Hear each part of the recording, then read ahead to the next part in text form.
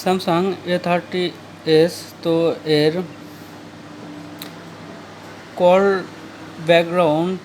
কলার background change কীভাবে করবেন সেটা দেখাবো। তো এর জন্য আমার কল স্টোরেজে যেতে হবে। এরপরে এখানে থ্রি ডট দেখতে পাচ্ছেন, থ্রি ডটে ক্লিক করব। এরপর সিটিংয়ে যাব।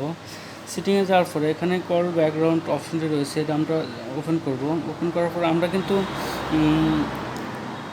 ফোন আসলে কিন্তু এরকম একটা অপশনটা আসে, এরকম আসে। তো আমরা এখানে ব্যাকগ্রাউন্ডটা চেঞ্জ করে নেব।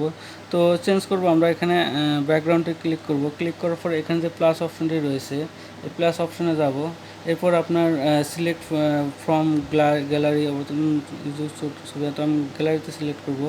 করার পর আপনার যে কোনো ছবি আপনার যেটা আপনি সিলেক্ট করতে চান সেটাই কিন্তু ছবি একটা সিলেক্ট করতে পারেন।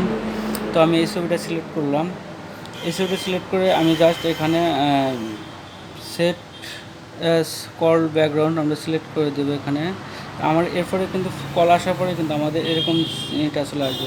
আপনি যদি চান আপনি করে নতুন কোনো ভিডিও করবেন, ভিডিও করে আপনি সেই ভিডিওটা আপনি সিলেক্ট করে দেবেন, আপনি কিন্তু সেটাও পারবেন। তো আমি এখানে জাস্ট আমি শুধু ফটোটাই আমি দিয়ে দেখাচ্ছি আপনাকে। তো আপনি ভিডিও কিন্তু দিতে পারবেন এখানে।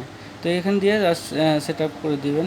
তো এটা হচ্ছে স্যামসাং A30s এর কল ব্যাকগ্রাউন্ড চেঞ্জ। এখন কিন্তু কল দিলেই কিন্তু আমাদের ওই সিনারিটা চলে আসবে।